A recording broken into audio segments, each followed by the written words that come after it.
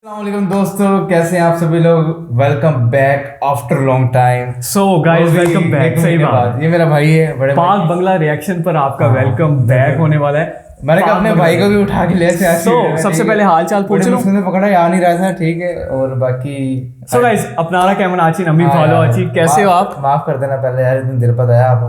क्या करूं, बिजी काफी था, असल में पेपर्स वगैरह आ गए थे और मसले एक दो चल रहे थे, इस वजह में टाइम नहीं दे पाया। पूरे 1 महीने बाद आया हूं मैं आज। सही तो यार इंशाल्लाह आज से डेली अपलोडिंग होगी और आप डेली अपलोडिंग होगी गाइस। सो गाइस अपनारा कैमन आची, कैसे हैं आप सब? नम्मी फॉलो आची, मैं हाँ मुझे थोड़ी बहुत आती है। नम्मी फॉलो आची, मैं ठीक हूँ अल्हम्दुलिल्लाह। आप कैसे हो? अल्हम्दुलिल्लाह ठीक। तो वीडियो को स्टार्ट करें पहले। जी बिल्कुल। सर आज की वीडियो का टाइटल जो है lessons from Bangladesh 50 years after the 1971 liberation ना 1971 को 50 साल बीत चुके हैं 2 महीने पहले। और मतलब आपको पता है क्या हुआ था 1971 में? 2 भाई अलहदा हो गए थे, वो पाकिस्तान हो और बांग्लादेश हो। सो गाइस वीडियो को पहले देख लेते हैं। लाइक करना मत भूलिएगा, सब्सक्राइब कर दें हमारे चैनल को, नोटिफिकेशन बेल आइकन को प्रेस करना मत भूलिएगा। आपको ऐसी ज़बरदस्त वीडियोस मिलती रहेंगी। तो वीडियो को स्टार्ट करते हैं बिना किसी तरीके। 1 2 3 स्टार्ट। 16 दिसंबर का दिन शायद इकलौता ऐसा दिन हो जो बांग्लादेश, भारत और पाकिस्तान तीनों ही कभी नहीं भूल पाएंगे। बांग्लादेश इसलिए क्योंकि 16 दिसंबर को मनाया जाता है लिबरेशन डे और याद किया जाता है बांग्लादेश वॉर ऑफ इंडिपेंडेंस, जिसके 50 साल पूरे होते हैं आज। इंडिया में हम इस दिन को याद करते हैं for the 1971 Indo Pakistan war, जिसमें इंडियन आर्मी ने बांग्लादेश को आजाद करने में एक अहम रोल प्ले किया था। 13 दिनों में पाकिस्तान के जज्बात ही नहीं बल्कि मैप ही पूरा बदल डाला। लेकिन हमारे आर्म्ड फोर्सेस के 12,000 बहादुर, कई शहीद हुए, कई घायल हुए और आज की डेट तक भी कई मिसिंग इन एक्शन ऑफिशियली माने जाते हैं। पाकिस्तान चाहकर भी यह दिन नहीं भुला सकता क्योंकि वर्ल्ड वॉर II के बाद इतिहास में सबसे बड़ा मिलिट्री सरेंडर दिसंबर 16-17 को हुआ, जब 90,000 से ज्यादा वेस्ट पाकिस्तान के soldier, sellers, airman, paramilitary personal ने इंडियन आर्मी के सामने सरेंडर किया और बोला हमसे ना हो पाएगा। पाकिस्तान आज भी भारत को जिम्मेदार मानता है अपने बंटवारे और बांग्लादेश के छिन जाने के लिए। हालांकि जिम्मेदार पाकिस्तान खुद ही था, बताता हूं कैसे 2 मिनट में। लेकिन एक देश के जन्म में हमने इतना बड़ा रोल प्ले किया, पाकिस्तान के गरूर को इतनी डिसाइसिवली तोड़ा, तो सेलिब्रेट करने की बात तो है, बिल्कुल है। लेकिन बांग्लादेश के गठन के 50 साल बाद हमें अपनी दशा और दिशा उसके बारे में भी सोचने की जरूरत है। आज बांग्लादेश हमसे life expectancy, GDP growth, per capita income, hunger index में आगे चले गया है। एशियाज फास्टेस्ट ग्रोइंग इकोनॉमी जो खिताब हमारा था, जिस पे हमें गर्व होता था, आज वो बांग्लादेश के पास है। लेकिन इसके बावजूद बांग्लादेश एक ऐसे खतरे से जूझ रहा है जिसने भारत को भी अंदर से कुतरना शुरू कर दिया है। क्या है यह खतरा और बांग्लादेश से क्या सीख और क्या चेतावनी हमें लेनी चाहिए, जानेंगे आज के एपिसोड में। नेता टाइप आधा काम मत करो, सब्सक्राइब के साथ साथ बेल आइकॉन भी दबाओ। सिर्फ धर्म के नाम पर काम करोगे तो काम आधा ही होगा। पाकिस्तान के साथ भी ऐसा ही हुआ। 1947 में पार्टीशन हुआ, बना west Pakistan and east Pakistan, एक धर्म पर आधारित देश जो 2 भागों में बना, जिसके बीच में 1600 किलोमीटर हिंदुस्तान था। अब प्रॉब्लम यह आई कि ईस्ट पाकिस्तान यानी आज का बांग्लादेश, यहां रहते थे 75 मिलियन लोग जो प्राइमरीली बंगाली मुसलमान थे और हिंदूज थे, क्रिश्चियंस थे, बुद्धिस्ट थे। वेस्ट पाकिस्तान से चाल चलन सब में अलग, साथ ही में सोच भी अलग थी क्योंकि ईस्ट पाकिस्तान ज्यादा लिबरल था compare to the Pathans of west Pakistan. Pakistani हुकूमत को अब यूनिटी एंड डाइवर्सिटी ना समझ में आई, तो उन्होंने सोचा क्या करें भाई। तो उनका सोल्यूशन निकला 1 नेशन 1 आइडेंटिटी, 1 नेशन 1 लैंग्वेज, और शुरू हो गई जद्दोजहद बंगाली लैंग्वेज को सरकारी महकमे से बाहर निकालने की। उर्दू को नेशनल लैंग्वेज घोषित कर दिया गया और बांग्ला को नंबर 2 का दर्जा भी नहीं दिया। बंगाली कल्चर का गला घोटने की भी कोशिश हुई।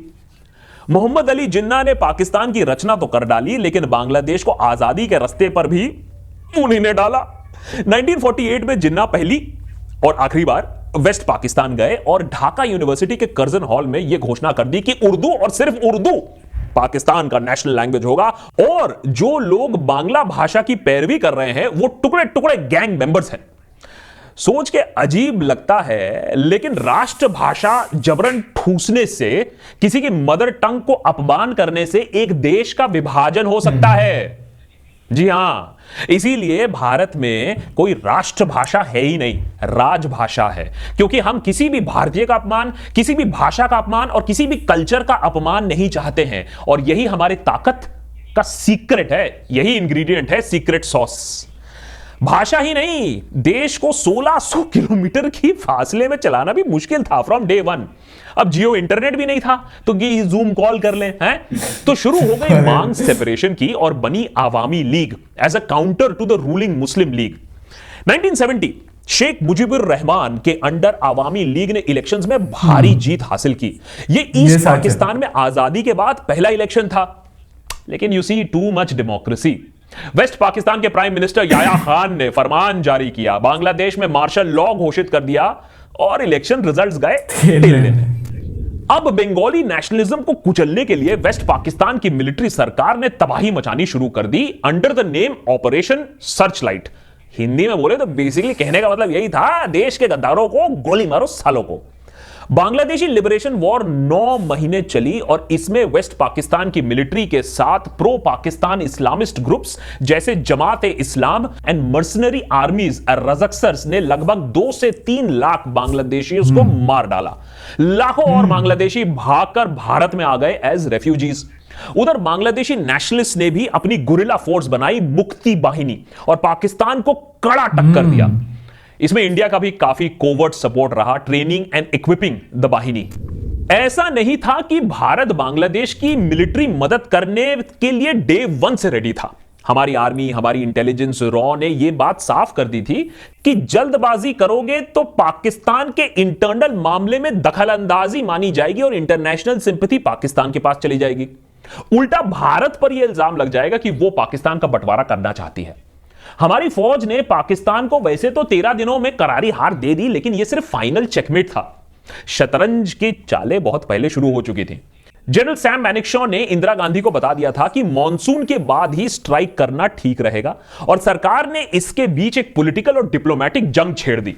इंटरनेशनल फोरा पे बांग्लादेश की इंडिपेंडेंस का केस रखा गया और यह भी दिखाया गया कि यह मामला पाकिस्तान का इंटरनल इशू नहीं है, यह एक रेफ्यूजी क्राइसिस बन गया था इंडिया के लिए, और इससे पूरे रीजन में अस्थिरता फैल सकती थी। इंपॉर्टेंटली, यूएसएसआर के साथ अंडरस्टैंडिंग बहुत जरूरी था कि चाइना कोई दखलंदाजी नहीं करेगा। रिमेंबर 1962 के घाव अभी तक पूरे भरे नहीं थे, और यूएन जल्दबाजी में कोई ऑर्डर पास नहीं कर देगा जब मिलिट्री एक्शन जारी है। तो यह अश्योरेंस 30 नवंबर को न्यू दिल्ली के पास आई, और उसके बाद हमारे फोर्सेस को मिला ग्रीन लाइट। 50 साल पहले बांग्लादेश को मिली आजादी। उस समय वेस्ट पाकिस्तान उससे कई गुना और अमीर था। बांग्लादेश में बाढ़ और भुखमरी ज्यादा थी। पाकिस्तान के अमेरिकन बैकर्स इस बांग्लादेश के नए इंडिपेंडेंस से ज्यादा खुश नहीं थे। तब के US secretary of state, very famous man, Henry Kissinger ने कहा कि यह एक बास्केट केस देश बनेगा। माने बांग्लादेश में विकास नहीं होगा, यह देश कटोरा लेकर इंटरनेशनल कम्युनिटी के सामने खड़ा रहेगा। बाबा, इस साल बांग्लादेश की पर कैपिटा जीडीपी बढ़ी है 9% टू $2,227, यानी एक एवरेज बांग्लादेशी की कमाई 1,70,000 रुपए है। वही पाकिस्तान के लिए ये पर कैपिटा इनकम $1,543 है, माने 1,17,000 रुपए सिर्फ। एक पाकिस्तानी इकोनॉमिस्ट ने हाल ही में कटाक्ष मारते हुए कहा कि ऐसा ना हो कि 10 साल में पाकिस्तान को बांग्लादेश से मदद मांगनी पड़े। आर्थिक पॉसिबिलिटी है। आज बांग्लादेश पाकिस्तान से 45% रिचर है, और कई मानों में बांग्लादेश भारत को भी टक्कर दे रहा है। जीडीपी में भी हमारी पर कैपिटा इनकम $1,950 के आसपास है, यानी एक बांग्लादेशी औसतन एक भारतीय से $250 ज्यादा कमा रहा है। अब इससे भी ज्यादा शॉकिंग बात इसलिए है क्योंकि सिर्फ 14 साल पहले, 2007 की बात मैं कर रहा हूं, बांग्लादेश की पर कैपिटा इनकम हमसे आधी थी। आज हमसे आगे निकल गई है। जब ये बात मीडिया में प्रकाशित हुई तो लोग मानने को तैयार नहीं थे, आग बबूला हो गए। ठीक वैसे ही जब हो गए थे जब मिनोज बांग्लादेश ने हमारी क्रिकेट टीम को हरा दिया, हमारी ग्रेट क्रिकेट टीम को हरा दिया। हमने बोला कल के लौंडे हैं, हमारी बिल्ली हम ही से म्याऊं।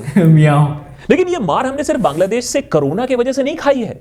अगर आप पिछले 5 साल के आंकड़े देखें, अपने बोल रहा हूं सरकारी आंकड़ों की बात कर रहा हूं, हमारी जीडीपी 8% से -10% तक गई है। इसी समय में बांग्लादेश की ओवरऑल जीडीपी 7.38, 7.9, 8.2, 4.2% तक रही है। मैंने पैंडेमिक के बीच में भी ग्रोथ रहा है। और $33 बिलियन के टेक्सटाइल एक्सपोर्ट के बाद अब बांग्लादेश सॉफ्टवेयर एक्सपोर्ट्स में भी आ रहा है। $5 बिलियन की इंडस्ट्री बन चुकी है उनके सॉफ्टवेयर एक्सपोर्ट्स की। 100 से ज्यादा SEZ बन रहे हैं जो बांग्लादेश को और बढ़ावा देंगे। मेक इन बांग्लादेश, जी हां। साथ ही साथ बांग्लादेश में लाइफ एक्सपेक्टेंसी 72 इयर्स की है versus 69 years for India. Hunger index में बांग्लादेश 88th पोजीशन पे है, भारत 102 पायदान पर है। फीमेल पार्टिसिपेशन में बांग्लादेश 37% फीमेल पार्टिसिपेशन है लेबर फोर्स में, वही इंडिया की 21% है और नीचे जा रही है। सरल भाषा में बोलूं तो बांग्लादेश में महिलाएं दुगनी अमाउंट में काम कर रही हैं, देश के विकास में योगदान दे रही हैं। यहां क्या हो रहा है? यहां सिर्फ बेटी बचाओ बेटी पढ़ाओ के ऐड छप रहे हैं। इंडिया में बांग्लादेश ने बहुत लोगों को गलत साबित किया है, लेकिन बांग्लादेश से एक अहम सबक और हमें लेना है। आज बांग्लादेश इस्लामिक कट्टरपंथी से जूझ रहा है और सरकार के पास कोई ठोस जवाब नहीं है इसे हैंडल कैसे करे। जबकि जमातुल मुजाहिदीन बांग्लादेश या JMB जैसे एक्सट्रीमिस्ट ऑर्गेनाइजेशंस को ऑलरेडी बैन कर दिया गया है। हाल ही में दुर्गा पूजा पंडाल में कुरान के अपमान से एंटी हिंदू राइट्स भड़क गए थे और कई जाने इसमें गई। इस पर हमने पूरा एक एपिसोड भी बनाया था। बाद में सीसीटीवी फुटेज से साफ हो गया कि यह जानबूझकर करवाया गया था माइनॉरिटीज को टारगेट करने के लिए और लोगों को भड़काने के लिए। और यह एक वरिंग पैटर्न है। किसी भी हिंदू, क्रिश्चियन, बुद्धिस्ट को पकड़ो, उसको फंसा दो, बोलो कि इसने अपमान किया है, इसने अपमान किया इस्लाम का, बस उसके बाद लॉजिक गया तेल लेने और जाने गई सस्ते में। फुल दंगा मोड ऑन। यह सब किया जाता है धर्म खतरे में है कि आड़ में। लोगों को धर्म के नाम में पप्पू बनाना बांग्लादेश में एक कला सी बन चुकी है और भारत में हमें ऐसे कलाकारों से बचने की जरूरत है जो धर्म के नाम पर हमें भड़काते हैं और हमें भटकाते हैं। नहीं तो देश को यह भस्म कर देंगे अपने स्वार्थ के लिए, अपने पावर के लिए। हालांकि भारत ने बांग्लादेश की आजादी में एक अहम रोल अदा किया है। हालांकि हमारी कल्चरल, लिंग्विस्टिक चीजें काफी सिमिलर हैं दोनों देशों में। हालांकि दोनों देशों की नेशनल एंथम्स गुरुदेव रविंद्रनाथ टैगोर ने ही लिखी हैं, लेकिन तब भी आज दोनों देशों के बीच रिलेशंस थोड़े स्ट्रेन्ड तो हैं। तीस्ता नदी की पानी की शेयरिंग की बात ले लीजिए, बांग्लादेश इमिग्रेंट्स को टर्माइट कहने की बात ले लीजिए, या मुस्लिम माइनॉरिटीज पर आए दिन जो अटैक्स हो रहे हैं जिसका खामियाजा बांग्लादेश में हिंदुओं को भुगतना पड़ रहा है। आज भारत बांग्लादेश के 50वें सालगिरह के पार्टी में आमंत्रित तो है, लेकिन रिटर्न गिफ्ट में हमें यह सीखना होगा कि पिछले 10-15 सालों में ऐसा क्या कर दिया बांग्लादेश ने जो वो इतना आगे चले गया है। बांग्लादेश के कट्टरपंथी गतिविधियों से भी हमें सीख लेनी होगी और हमें सतर्क रहना होगा। अगर इंडिया को वर्ल्ड पावर बनना है ना, तो हमें कम से कम अपने पड़ोसियों को तो साथ में लेकर, हाथ मिलाकर उनके साथ आगे बढ़ना होगा। नहीं तो 5 ट्रिलियन इकोनॉमी तो दूर की बात है, पीछे फिसलते रहेंगे। सो गाइज, ये वीडियो थी इंडियन चैनल की जानब से 1971 वॉर के ऊपर थी। आप अगर चाहते हैं कि एक पाकिस्तानी चैनल के तरफ से भी एक 1971 वॉर की वीडियो पर रिएक्शन हम दें तो काइंडली कमेंट सेक्शन में जरूर बताइएगा। और बांग्लादेश पर भी हम बनाएंगे बांग्लादेशी चैनल की तरफ से। सो गाइज, ये जो विजय दिवस है, इनकी जो स्टार्टिंग की बातें उस पर मैं एग्री करता हूँ कि 1971 वॉर जो हुई थी उसमें जो ट्रिगर हुई थी वो ये चीज़ हुई थी कि जब इलेक्शंस हुए थे, शेख मुजीबुर रहमान जो कि शेख हसीना वाजिब साहिबा के वालिद साहब थे, उन्होंने भारी अक्सरियत के साथ वोट लिए थे और वो जीत गए थे अगेंस्ट जुल्फ़िकार अली भुट्टो। उस टाइम कंपेटिटर थे इनके शेख मुजीबुर रहमान के। बट इसके बावजूद उस टाइम के जनरल याहिया खान ने इलेक्ट किया था जुल्फ़िकार अली भुट्टो को। और बांग्ला लैंग्वेज और उर्दू लैंग्वेज में थोड़ा सा ये तजाद पाया जाता था कि यार उर्दू लैंग्वेज जो है वो ज़्यादा अच्छी है एज़ कम्पेयर टू बांग्ला। इस पर भी मैं एग्री करता हूँ, बट इतना नहीं जितना इन्होंने थोड़ा सा हाईलाइट करके बताया। इन्होंने ज़्यादा ही मतलब हाईलाइट करके बता दिया। फिर उसके बाद मुख्ती बाहिनी क्रिएट हुई, इनकी बात दुरुस्त है। 9 मंथ्स वो चलती रही, दिसंबर तक चलती रही। उसके अंदर हज़ारों बांग्लादेशी जो हैं शहीद हुए। पाकिस्तानी सोल्जर्स ने काफ़ी जुल्म सितम किए, जीनोसाइड किया, वो भी मुत्तफिक करता हूँ मैं। ये नहीं होना चाहिए, हमारे एंसेस्टर्स की गलती है, हम मानते हैं इस चीज़ को और हमें मूव ऑन करना पड़ेगा आगे। बकाया इन्होंने बात की कि हमें बांग्लादेश से क्या लेसन लेना चाहिए। बांग्लादेश वही मुल्क है जो 1971 वार के बाद धकेल दिया गया और इनकी इन्फ्लेशन बढ़ गई, फूड शॉर्टेज हो गई और बड़े बड़े मसाइल का इनको सामना करना पड़ा। कह रहे थे भला यूएसए के थे आई थिंक वो। हाँ यूएसए के, ये कटोरा वाला बनेगा कटोरा, क्योंकि जिस कदर उनकी इकोनॉमी झंझोड़ कर अलहदा हुई थी उसमें ये अंदाजा लगाया जा रहा था कि ये लोग दुनिया से मांगेंगे, इनके पास खाने के लिए कुछ नहीं होगा। और एग्जैक्टली उसके वर्ड जो थे काम कर रहे थे। 1976 में इनको ऐसे हुआ इनको इन्फ्लेशन इनकी बढ़ गई, फूड शॉर्टेज हो गया। ऐसे में कोई दुनिया का मुल्क इनके साथ कोई हेल्प करने को तैयार नहीं था, तो इनको बड़ा मुश्किल हुआ था। बट ये है कि अब अगर बात की जाए तो पर कैपिटा इनकम जो है $3000 तक पहुंच गई है। इंडिया को भी बीट कर दी है, पाकिस्तान को भी बीट कर दी है। जीडीपी ग्रोथ जो है, ग्रोथ डोमेस्टिक प्रोडक्ट, उसके अंदर भी बांग्लादेश, पाकिस्तान और इंडिया दोनों को बीट कर चुका है। अगर हम इंपोर्ट एक्सपोर्ट की बात की जाए उसमें इंडिया आगे, बट जिस स्पीड के साथ बांग्लादेश जा रहा है वो परसेंटेज बांग्लादेश की पाकिस्तान से भी आगे, इंडिया से भी आगे। वीमेन एम्पावरमेंट जिसकी बात वो कर रहे थे कि इंडिया में कम हो रही है, बांग्लादेश में बढ़ रही है। कोविड-19 में के दौरान पाकिस्तान की नीचे माइनस तक गई, इंडिया की माइनस से भी नीचे गई, उसमें बांग्लादेश पॉजिटिव में रहा 4.70 मिनिमम। तो अगर बात की जाए तो बांग्लादेश बहुत ज़्यादा आगे चला गया और हमें अब इसको सीखने की ज़रूरत है। माजी में जो हमसे हुआ, पास्ट में जो गलतियां हुई हैं उससे हम शर्मिंदगी हमें होती है कि हमें नहीं करना चाहिए। हमने नहीं किया था, वो हमारे एंसेस्टर्स ने किया था। बिल्कुल। सो गाइस अब किसको क्या कहें तो वीडियो को इख्तिताम करते हैं। अगर आप चाहते हैं कि ये पाकिस्तानी एंगल से भी इस 1971 वॉर पर एक हो रिएक्शन तो हम जरूर देंगे। एंड में आके पता नहीं बांग्लादेश को भी पता नहीं वो करने लगे थे, वो कह रहे थे इंडिया को भी सीखना चाहिए, इंडिया भी पीछे जा रहा है, बांग्लादेश ऊपर जा रहा है। हिंदुओं के ऊपर पता नहीं क्या होता है, हिंदू इस्लाम के ऊपर उन्होंने बात की थी कि कुरान जो है उसके हवाले से उन्होंने बात की, उस पर मैंने एक सेपरेट रिएक्शन बनाया था। बट इनकी बात पर मैं एग्री नहीं करता, डिसएग्री करता एंड वाली बात, क्योंकि हर बंदा जो है अपने रिलीजन को प्रोटेक्ट करता है किसी ना किसी वे से। ये कर रहे थे अपने रिलीजन प्रोटेक्ट, बट ये उसमें जो हुआ गलत हुआ एट द एंड, जो है उन्होंने नहीं करना चाहिए था हिंदुइज्म को। बट ये है कि हम कुछ नहीं कह सकते क्योंकि प्रूफ और एविडेंस जो होता है उस पर बंदा कहता है। तो गाइस अब तक के लिए इतना, इंशाल्लाह नेक्स्ट वीडियो में दोबारा से मुलाकात होगी। रिलीजियस टॉक से वैसे ही परहेज किया करें आप, बिकॉज इससे इंतशार, इससे लड़ाई फैलती है, हम नहीं करना चाहते। ठीक है, टेक केयर, अल्लाह हाफिज़। अल्लाह हाफिज़।